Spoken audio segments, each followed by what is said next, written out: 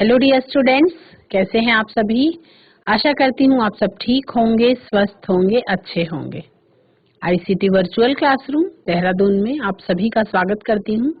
मेरा नाम समता है और बच्चों, इस नए सत्र में क्लास 9th में साइंस में आपका चैप्टर नंबर 5 चल रहा है, कोशिका, the fundamental unit of life, जिसके बारे में हम बात कर रहे हैं, जीवन की मौलिक इकाई। अब जीवन की मौलिक इकाई आपके चैप्टर का नाम है और कल के सेशन में हमने अच्छी तरह से ये समझा था कि जीवन की मौलिक इकाई, या जिसको कह सकते हैं कि जीवन का जो बेस होता है, जो आधार होता है, वो होती है कोशिका। कल हमने कोशिका क्या होती है बहुत अच्छी तरह से समझ लिया था और कोशिका की डिस्कवरी के बारे में जानने की कोशिश कर रहे थे। हम आगे आज डिस्कवरी कैसे हुई कोशिका की, उसके बारे में जानेंगे। Let's go to the smart board. बच्चों, क्लास 9th में आपका चैप्टर नंबर 5 है, the fundamental unit of life, यानी कि जीवन की मौलिक इकाई।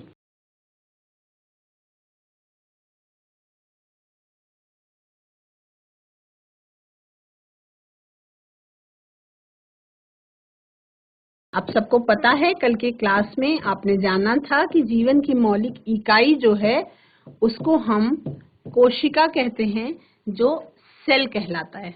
ठीक है, उसके बारे में आपने जाना था। ये आपका चैप्टर नंबर 5 है। सेल किसको कहते हैं?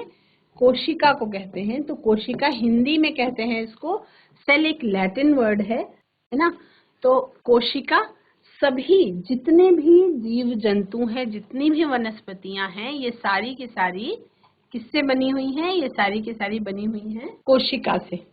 और कोशिका बहुत छोटे स्ट्रक्चर्स होते हैं, मतलब बहुत छोटी संरचना होती है जो हम अपनी आंखों से देख नहीं सकते हैं। लेकिन अगर किसी जीवन का निर्माण हुआ है तो वो किससे होता है? कोशिका से ही होता है। तो कल हमने कोशिका का जो इंट्रोडक्शन है, कोशिका का परिचय जो है, वो आपको अच्छी तरह से बताया था। और मैंने आपको ये भी बताया था कि कोशिका की खोज ईयर 1665 में सर रॉबर्ट हुक के द्वारा की गई थी।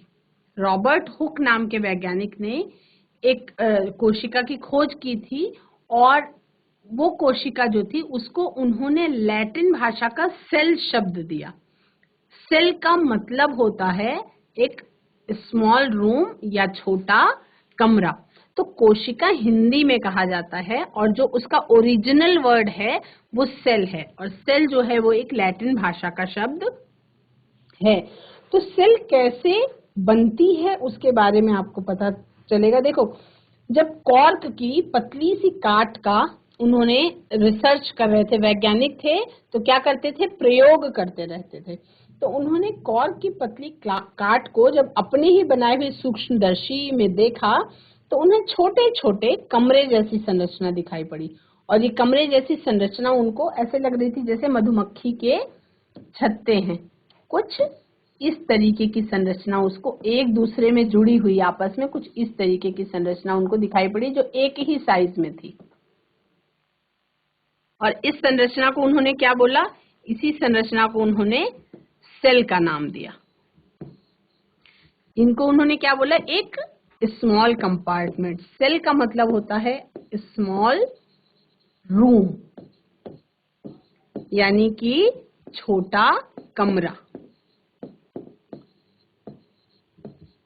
तो 1665 ईस्वी में कोशिका की खोज हुई। ठीक है, उसके बाद दो जर्मन साइंटिस्ट थे, उन्होंने क्या किया? बाद में ये प्रपोज किया, कोशिका सिद्धांत दिया। उन्होंने ये बताया कि जो सेल्स होती हैं वो किसी दूसरी सेल से ही बनती हैं, है ना। जो कोशिका होती है, all living organisms are composed of cells and products of cells. उन लोगों ने क्या बताया? उन लोगों ने ये बताया कि जो जीव होते हैं, जितने भी सजीव होते हैं, वो सबके सब कोशिका से बनते हैं और कोशिका का ही प्रोडक्ट होते हैं। उन्होंने दूसरा और क्या बोला? उन्होंने कहा cells are the basic units of structure and function in an organism, यानी कि जो कोशिका होती है वो संरचनात्मक और क्रियात्मक इकाई होती है किसी भी जीव की। कोशिका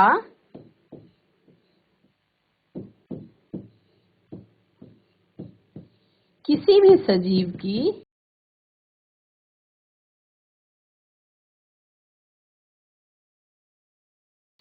की संरचनात्मक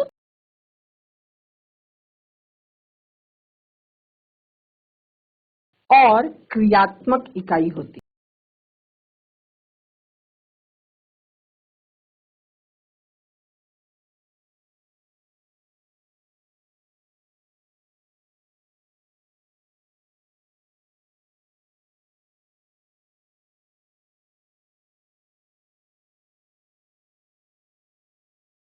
यानी कि स्ट्रक्चरल और फंक्शनल यूनिट किसी भी कोशिका ही होती है किसी भी सजीव की।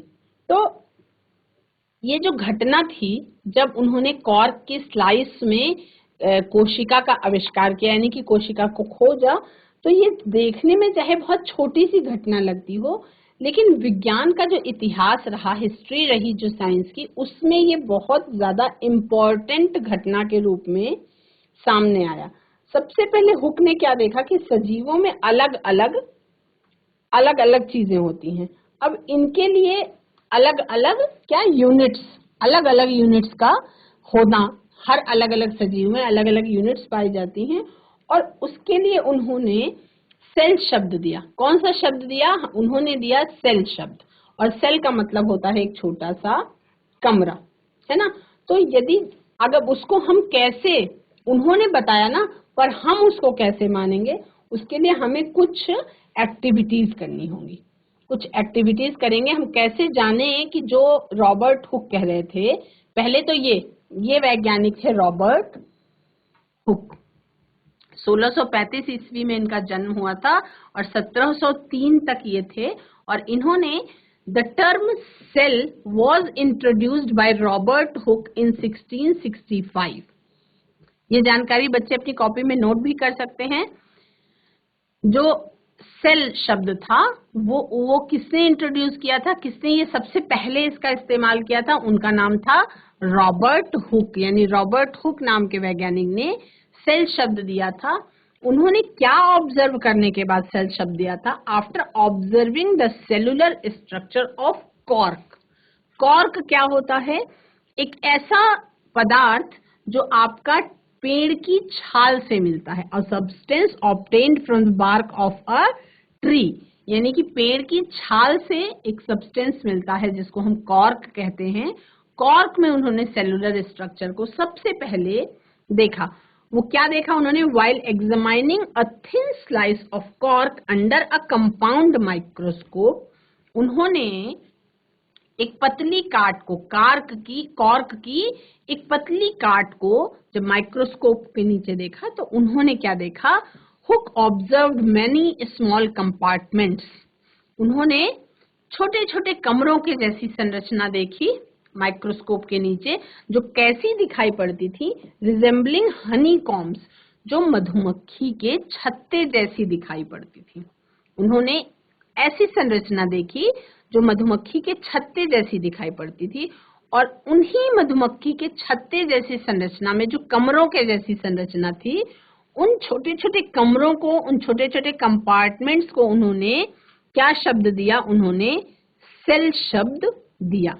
ठीक है, तो ये वैज्ञानिक का नाम याद रखेंगे। इन वैज्ञानिक ने क्या खोज की थी, उन्होंने कौन सा शब्द दिया था, वो याद रखेंगे। और इस कहानी को याद रखेंगे कि कॉर्क की पतली काट को जब सूक्ष्मदर्शी के नीचे रॉबर्ट हुक ने देखा तो 1665 ईस्वी में, यानी कि 30 इयर्स की एज लगभग उनकी रही होगी, तब उन्होंने, ये वैज्ञानिक बन चुके थे, वो प्रयोग कर रहे थे। और उस छोटे से प्रयोग के दौरान उन्होंने क्या देखा कि माइक्रोस्कोप के नीचे देखने पर उनको उस कॉर्क में छोटे छोटे मधुमक्खी के छत्ते के जैसी संरचना दिखाई पड़ी, जिसमें उनको छोटे छोटे कमरे जैसी स्ट्रक्चर दिखाई पड़ी। तो उन छोटे छोटे कमरों को लैटिन भाषा में सेल कहते हैं। तो उन्होंने उन छोटे छोटे कंपार्टमेंट्स को सेल नाम दिया।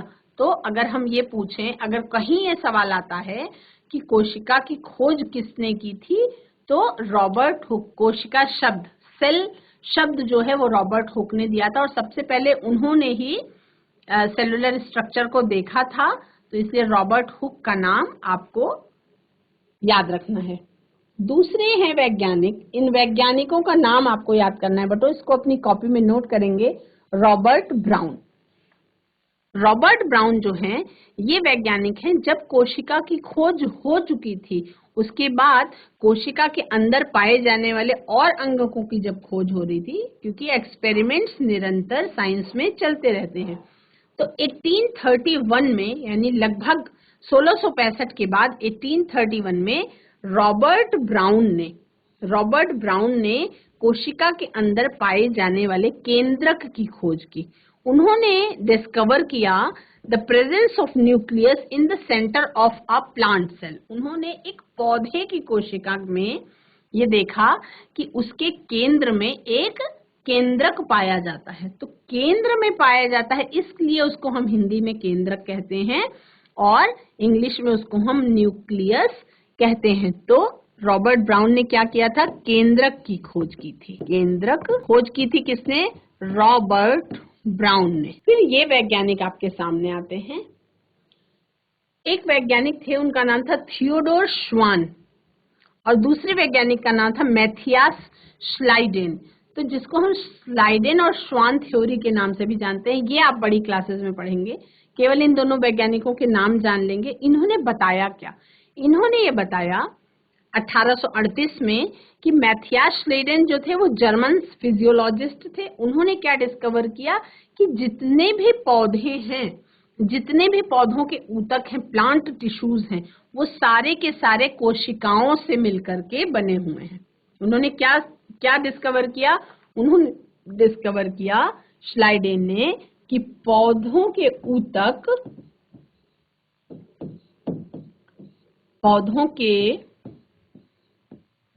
ऊतक कोशिकाओं से मिलकर के बने हुए हैं।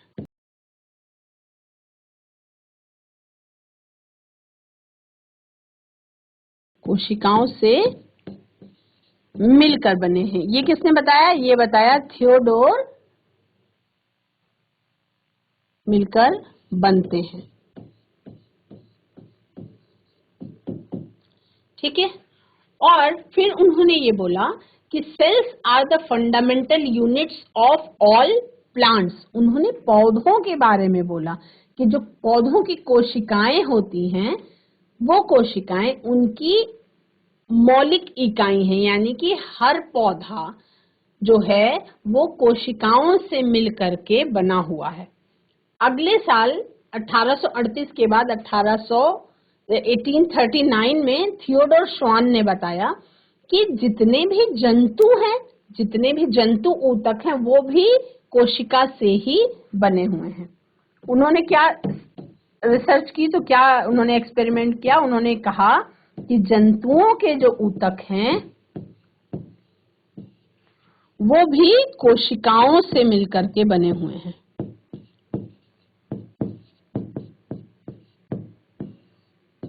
कोशिकाओं से मिलकर बनते हैं।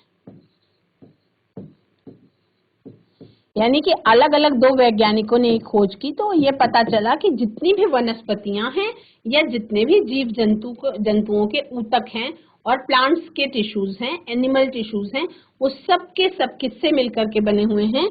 कोशिकाओं से मिलकर के बने हुए हैं। यानी कि जो कोशिका है वो फंडामेंटल यूनिट है किसी भी प्लांट की भी और किसी भी एनिमल की भी। Fundamental units of all plants is cell and fundamental unit of all animals is also cell. यानी कि कोशिका जो है वो हर प्रकार के पौधे की या सभी पौधों की और सभी जंतुओं की मौलिक इकाई है, जिसको हम कह सकते हैं कि आधार है। फंडामेंटल का मतलब एकदम बेसिक स्ट्रक्चर, एकदम शुरुआती जो संरचना है वो कोशिका ही है। मतलब कोशिका से ही मिल करके सभी जीव जंतु और सभी वनस्पतियां बनी हुई हैं। तो ये कुछ वैज्ञानिकों की खोज का परिणाम था जब ये चीजें हमारे सामने आई। Invention of microscope. तो इन्वेंशन ऑफ माइक्रोस्कोप आपको नहीं पढ़ना है, लेकिन ऐसे आप जान सकते हैं, ऐसे हम जान लेंगे कि जो माइक्रोस्कोप है बच्चों, माइक्रोस्कोप देखो, सबसे पहले आपको क्या पढ़ना है, पॉइंट्स आप नोट करेंगे लिखेंगे आप कि कोशिका का सबसे पहले पता जो है वो किसने लगाया था? रॉबर्ट हुक ने लगाया था। कोशिका का सबसे पहले पता किसने लगाया था?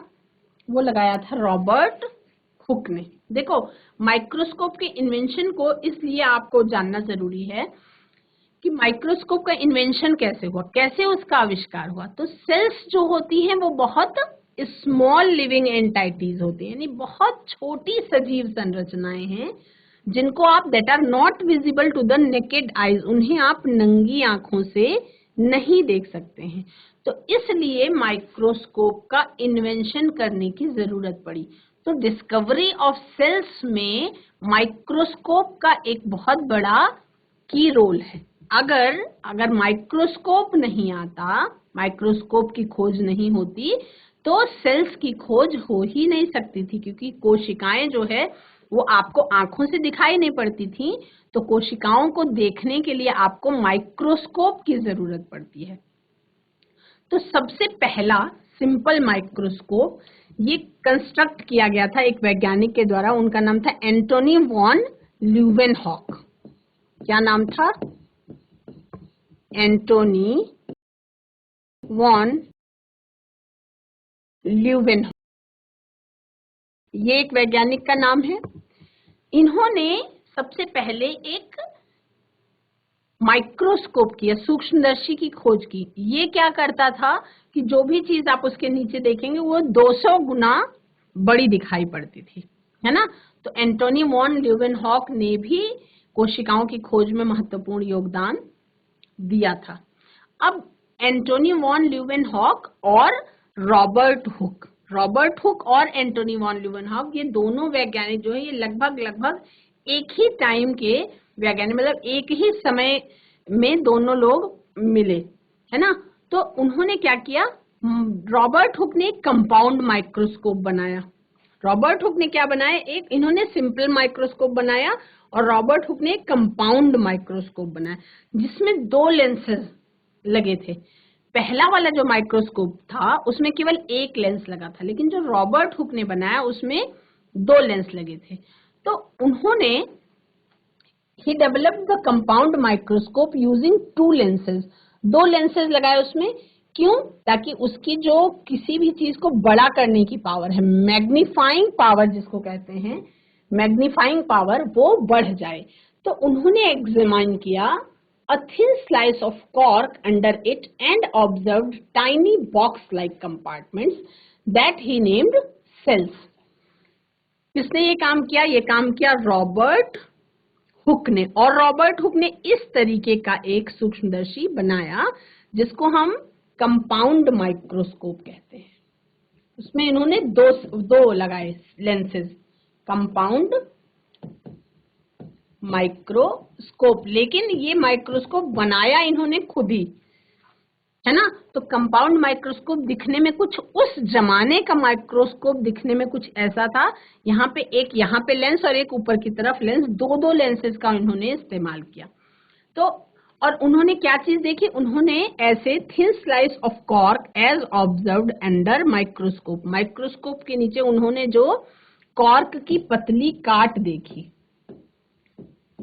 कॉर्क की पतली काट। अब ये कहानी है बच्चों कोशिका के आविष्कार की। कॉर्क की उनको ये छोटे कमरों जैसी संरचना दिखाई पड़ी, छोटा छोटा कमरा दिखाई पड़ा उनको, और उसी को उन्होंने क्या बोला? उसी को इन्होंने सेल नाम दिया। क्या नाम दिया? सेल, है ना। क्योंकि वो विदेश के रहने वाले थे, उन्हें हिंदी नहीं आती थी, उन्होंने इसको नाम सेल दिया। हम उसे कोशिका कहते हैं, ठीक है। उसके बाद क्या हुआ? मॉडर्न ऑर्डिनरी कंपाउंड माइक्रोस्कोप जो है बहुत ज्यादा इम्प्रूवमेंट हुआ। आपने इस तरीके का कंपाउंड माइक्रोस्कोप अपने स्कूल में देखा होगा, जो आपके स्कूलों में लैब में दिखाई पड़ता है, वो कुछ इस तरीके का माइक्रोस्कोप होता है और इसकी पावर बहुत ज्यादा होती है। लेकिन यदि बात करें बच्चों 1600 की, तो कितने सालों पहले इस तरीके के माइक्रोस्कोप नहीं हुआ करते थे। तब जो माइक्रोस्कोप होता था शुरुआत में वो कुछ इस तरीके का दिखाई पड़ता था। ये था कंपाउंड माइक्रोस्कोप शुरुआत में जो रॉबर्ट हुक ने बनाया था, और इसी में उन्होंने सेल की या कोशिका की खोज कर ली थी, है ना। इस समय में जो आपको माइक्रोस्कोप दिखाई पड़ता है ये एडवांस्ड या मॉडर्न कंपाउंड माइक्रोस्कोप है और ये इम्प्रूव कर दिया गया, इसका डिजाइन भी बहुत अच्छा हुआ और इसकी मैग्निफिकेशन पावर यानी कि चीजों को बड़ा करने की जो पावर होती है वो 2000 गुना तक बढ़ गई। ठीक है, तो ये जो आपको दिखाई पड़ रहा है स्क्रीन पे ये है माइक्रोस्कोप। ये आप अपनी टीचर से कह करके देख सकते हैं अपने स्कूल में। ये माइक्रोस्कोप जो है बच्चों, इसमें आप ये कोई चीज ऑब्जेक्ट रखी हुई है और यहाँ पे लेंसेज लगे होते हैं, ऊपर से देखते हैं, ये आईपीस लेंस होता है। आईपीस लेंस से आप आंख लगा करके देखते हैं और यहाँ पे स्लाइड में कोई भी चीज रखी है तो ये आपको बहुत बड़ी दिखाई पड़ती है। बहुत का मतलब इतनी बड़ी दिखाई पड़ती है कि आपको पूरा स्ट्रक्चर अच्छी तरह से समझ में आ जाता है। तो उसके बाद इलेक्ट्रॉन माइक्रोस्कोप आ गए आपके सामने। इलेक्ट्रॉन माइक्रोस्कोप जो थे बच्चों, ये माइक्रोस्कोप उससे भी बहुत ज्यादा एडवांस थे। जो इलेक्ट्रॉन माइक्रोस्कोप थे ये उससे भी बहुत ज्यादा एडवांस थे। इलेक्ट्रॉन माइक्रोस्कोप, देखो माइक्रोस्कोप का मतलब क्या हुआ? माइक्रो का मतलब ऐसी चीज जो आपको छोटी सी बड़े करके दिखा दे। छोटी छोटी चीजों को देखने के लिए जो सूक्ष्मदर्शी इस्तेमाल करते हैं उसको हम माइक्रोस्कोप या सूक्ष्मदर्शी कहते हैं।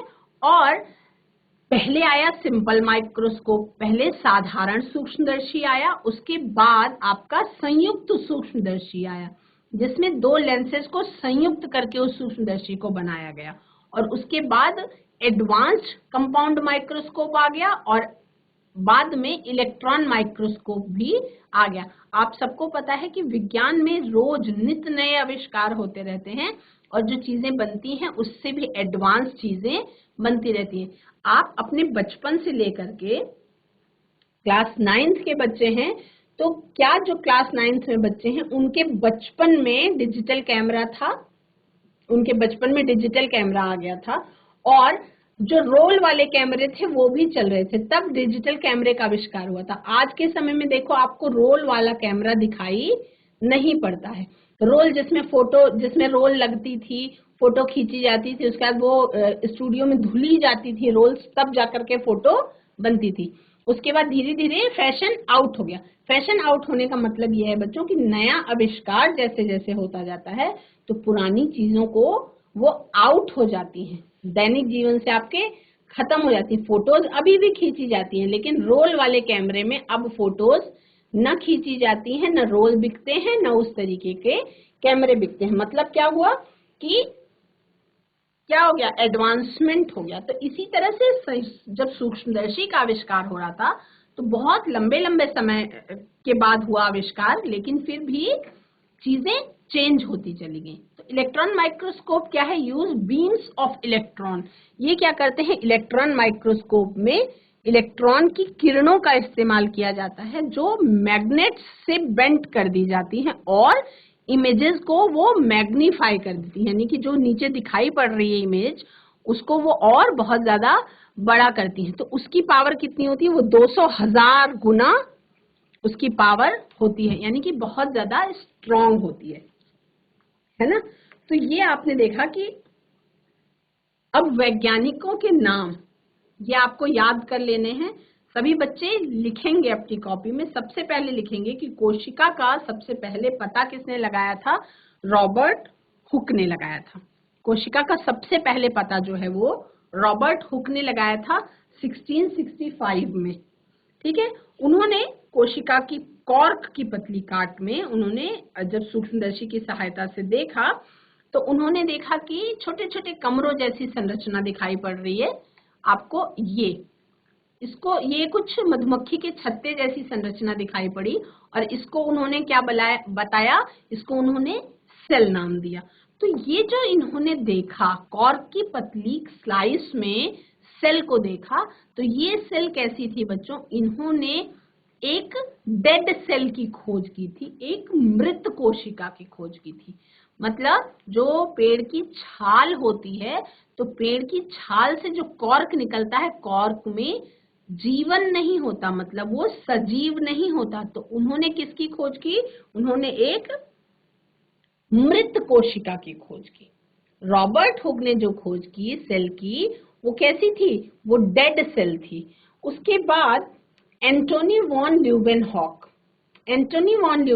आए और एंटोनी वॉन ल्यूवेनहॉक ने क्या किया? 1674 में उन्होंने अपने एडवांस्ड माइक्रोस्कोप से एक आविष्कार कर रहे थे, प्रयोग करते रहते थे, तो उन्होंने जो उनका एडवांस्ड माइक्रोस्कोप बनाया उन्होंने, तो उस एडवांस्ड माइक्रोस्कोप में जो कुछ ऐसा दिखाई पड़ता था, इस एडवांस्ड माइक्रोस्कोप में उन्होंने एक स्लाइड पे तालाब से, पॉन्ड से एक दो बूंद पानी, केवल पानी लिया और उसको सूक्ष्मदर्शी की सहायता से वो नीचे देखने लगे। तो उनको तालाब के जल में जो फ्रीली घूम रही थी सजीव कोशिकाएं वो दिखाई पड़ी। तो जो जीवित कोशिका की खोज का श्रेय किसको जाता है? वो जाता है एंटोनी वॉन ल्यूवेनहॉक को। उन वैज्ञानिक का क्या नाम था? Antony von Leeuwenhoek. तो एंटोनी वॉन ल्यूवेनहॉक ने उन्नत सूक्ष्मदर्शी से तालाब के जल में एक फ्री तरीके से घूम रही जीवित कोशिकाओं का पता लगाया। ठीक है। रॉबर्ट ब्राउन ने कोशिका में केंद्रक का पता लगाया। ठीक। और एक वैज्ञानिक थे J.E. पुरकंज। तो ये आप नोट करेंगे, नहीं तो आपको बाद में भूल जाएगा, आपको रिवाइज भी करना पड़ेगा। उन्होंने कोशिका के अंदर जो पदार्थ पाया जाता है उसको जीव द्रव्य का नाम दिया। ठीक है। तो ये फिर स्लाइडेन और श्वान, ये वैज्ञानिक भी थे जिनके बारे में मैंने आपको बताया। उन्होंने कोशिका सिद्धांत दिया। कोशिका सिद्धांत ये कहता है कि सभी पौधे और सभी जीव जंतु ये सबके सब कोशिकाओं से बने हुए हैं। यानी कि जो आपके चैप्टर का नाम है the fundamental unit of life, जीवन की मौलिक इकाई, तो उन्होंने बताया कि सभी प्रकार के जीवन की जो मौलिक इकाई, जो मूलभूत इकाई है, वो कौन सी है? वो है कोशिका। जीवन की मूलभूत इकाई क्या है? कोशिका है। उसके बाद कोशिका सिद्धांत को वर्चाव नाम के वैज्ञानिक ने आगे बढ़ाया और उन्होंने बताया कि सभी कोशिकाएं पहले से मौजूद कोशिकाओं से ही बनती हैं। तो उसके बाद बच्चों बहुत बाद में जो आप सेल ऑर्गेनेल्स, कोशिकांगों के बारे में जो आप पढ़ेंगे, बहुत बाद में 1940 में जब आविष्कार हो गया मॉडर्न माइक्रोस्कोप का, इलेक्ट्रॉन सूक्ष्मदर्शी का आविष्कार हुआ, उसके बाद सेल ऑर्गेनेल्स आपको ढूंढने को मिले। जो इलेक्ट्रॉन सूक्ष्मदर्शी था, इसका आविष्कार कब हुआ? इसका आविष्कार हुआ 1940 में। इसका आविष्कार कब हुआ? 1940 में। यानी 1940 के बाद ये पता चला कि जो कोशिकांग हैं, कोशिकाएं होती हैं और कोशिकाओं के अंदर भी अलग अलग अंगक पाए जाते हैं, सेल ऑर्गेनेल्स पाए जाते हैं, इसकी खोज हुई। अच्छा, जब ये चीजें चल रही थी, जब ये आविष्कार हो रहा था, ये जो संरचनाएं इस तरीके की आपको दिखाई पड़ती थी, ये क्या थी? तो इसके लिए आपको ये जानना जरूरी है कि जो लिविंग सेल पहचानते कैसे हैं। तो प्रॉपर्टीज ऑफ लिविंग सेल, यानी कि जीवित कोशिका के अंदर क्या क्या प्रॉपर्टीज होती हैं। तो कुछ some important properties of living cells are as follows, वो आपको नीचे दिखाई पड़ रही हैं। जनरली, सामान्य तौर पे, a cell is so small that it is not visible to the naked eyes. पहली चीज तो ये कि कोशिका बहुत ज्यादा छोटी होती है, इतनी छोटी कि आपको नग्न आंखों से दिखाई नहीं पड़ती। तो ये कह सकते हैं कि कोशिकाएं सूक्ष्म संरचनाएं होती हैं। जो कोशिकाएं होती हैं, या कह सकते हैं कोशिकाएं अत्यंत सूक्ष्म संरचनाएं होती हैं। अत्यंत सूक्ष्म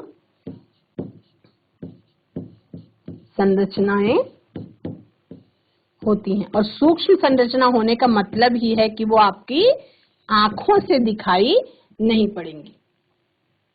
और सेल्स जो हैं, कोशिकाएं जो हैं, वो शेप में, यानी कि आकार में, उनकी कैसी शेप है और कितना साइज है, वो डिफरेंट होता है, very both with in an organism and between different organisms. अलग अलग जीवों में कोशिकाओं का आकार और कोशिकाओं का जो शेप है, जो साइज है, बड़ी, छोटी, बहुत बड़ी, वो अलग अलग होता है।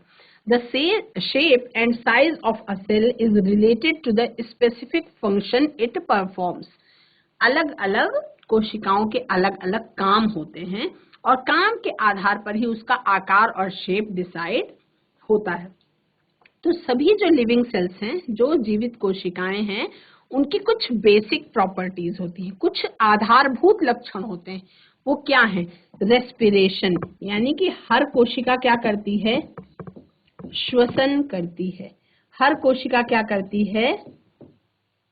वृद्धि करती है। और कोशिकाएं क्या करती हैं? मेटाबॉलिज्म करती हैं, यानी कि उपापचय की प्रक्रियाएं करती रहती हैं। उसके बाद सेल्स जो है अलग अलग तरीके की होती हैं। सेल्स जो है बच्चों वो अलग अलग तरीके की होती हैं। तो ये आपको स्क्रीन में कुछ सेल्स दिखाई जा रही हैं, कुछ कोशिकाएं। ये कोशिकाएं जो हैं आपको दिखाई पड़ रही है, सारी कोशिकाएं ही हैं। लेकिन आपको क्या अंतर लग रहा है? सारी जो भी कोशिकाएं आपको स्क्रीन में दिखाई पड़ रही हैं, इसमें आप देख रहे हैं तो आपको अंतर दिखाई पड़ रहा है। क्यों? हैं सब कोशिकाएं ही, लेकिन सबका आकार और सबकी मतलब शेप और साइज सबकी डिफरेंट है, अलग अलग है। जो हमारे शरीर में की लाल रक्त कोशिकाएं होती हैं, जो रेड ब्लड सेल्स होती हैं, वो कैसी होती हैं? राउंड होती हैं, गोल गोल, और बीच में चपटी, बाइकॉन्केव होती हैं, यानी कि किनारे किनारे मोटी होती हैं और बीच में पतली होती हैं। कुछ इस तरीके की ये दिखाई पड़ती हैं लाल रक्त कोशिकाएं। लाल रक्त कोशिकाएं। बच्चों, आज की क्लास में आप सभी ने डिस्कवरी ऑफ सेल यानी कोशिका की खोज के बारे में जाना, बहुत सारे वैज्ञानिकों का नाम भी जाना। कल की क्लास में हम इन वैज्ञानिकों को स्टेप वाइज नाम भी लिख लेंगे, कौन से ईयर में वो खोज हुई थी वो भी आप लिख लेंगे अपनी नोटबुक में, और उसको थोड़ा सा प्रैक्टिस भी कर लेंगे, क्योंकि बहुत सारे वैज्ञानिकों का नाम यदि आप बार बार रिवाइज नहीं करेंगे तो कंफ्यूज हो जाएंगे। आज की क्लास में इतना ही। अगले सेशन में हम वैज्ञानिकों के नाम, ईयर्स और डिस्कवरी कौन कौन से सन में हुई थी, ये और कोशिकाएं जो अलग अलग आकार की होती हैं उनके बारे में पढ़ेंगे। That's all for today. Have a nice day. Take care.